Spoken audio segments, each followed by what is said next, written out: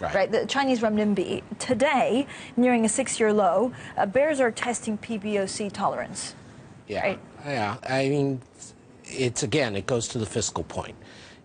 The economic arguments are obvious, the political arguments are obvious, and yet no one does it. And so there has been, if you go back a few years, China was very active on fiscal stimulus in a very constructive way. At the moment, they're very reluctant to do it. And so, as many people have pointed out, they're creating all kinds of distortions in their financial system. And that has to bear down on the currency, because then that gives a signal that maybe the reform process isn't as strong in China, because they're unable to take positive action. But to be fair, you can flip that around and say the same for the U.S., right? Right. That's fair, except China, I guess, is the most unknown, right? Well, so we don't really know how to read. We talk about the Fed day in, day out. We talk about Brexit.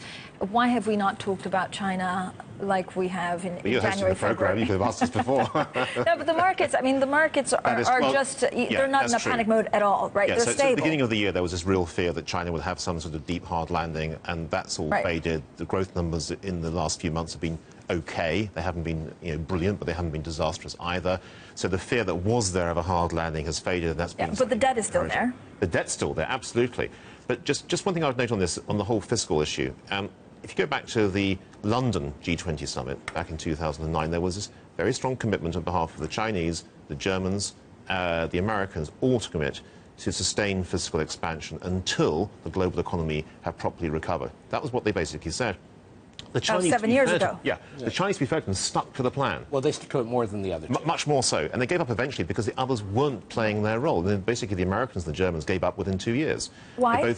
Because they were worried about the increase in debt. The politics changed, of course, within their countries, but they felt this was an unstable story. The Chinese actually played their role better, I would say, than the other two countries. Now I think China looks at the rest of the world and says, I'm not sure we trust you anymore, because you all committed to this, you didn't deliver, and now we've got these imbalances that we didn't really want to have. But Stephen, at the time we were talking about bond vigilantes or whatever they were, right? In the Eurozone, it was kind of on the depth of the Greek crisis. Now we have the ECB, so this is when Europe at least should really start ramping up fiscal policies. Right, and it was nonsense at the time, and some of us, I think Stephen was one, and I certainly was one, who said, the UK wasn't Greece, the US wasn't Greece, Germany certainly wasn't Greece. The kind of fiscal self-restraint that was imposed in the G20, especially in the G7, as Stephen says, it wasn't China, in 2010 was a terrible mistake, and we're seeing that now. And so I think one of the most interesting things going forward is I see a potential for a very big shift in the next year.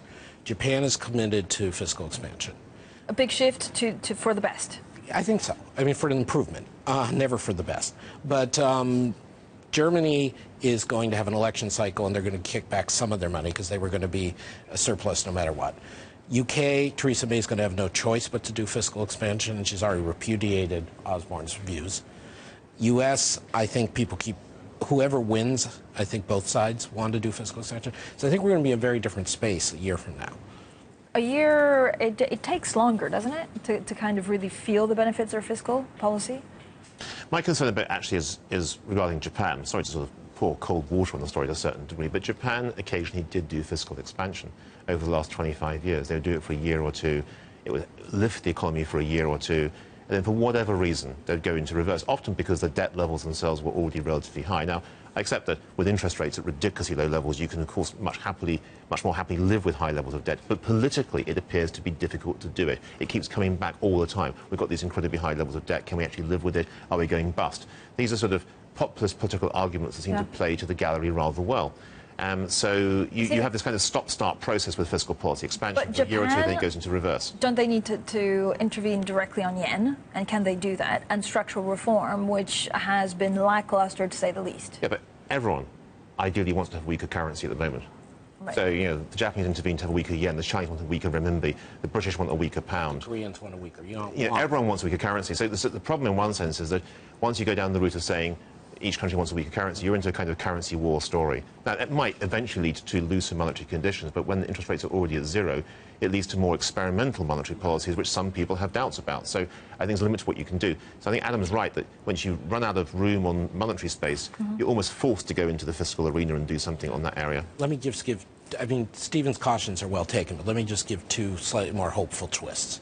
The first is, picking up on what we've been talking about, I think it does matter if it's the majority or all of the G7 who do it at once. And that was part of the power of the brief period in 2010 when we did have fiscal expansion coming out of the summit.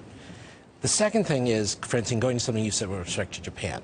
The challenge, and I think the opportunity, is to link fiscal stimulus and structural reform. There's been a populist sentiment, a very strong sentiment in Europe, fomented by the Germans and the Commission, that if you do fiscal policy, structural reform moves backward. But it's not necessarily the case. And I think Japan, under Abe, for all their problems, deserves credit because they combined huge structural reform in the labor market, huge raise in female labor force participation. And they did that with fiscal reform. I think there are things of that constructive sort you can talk about doing.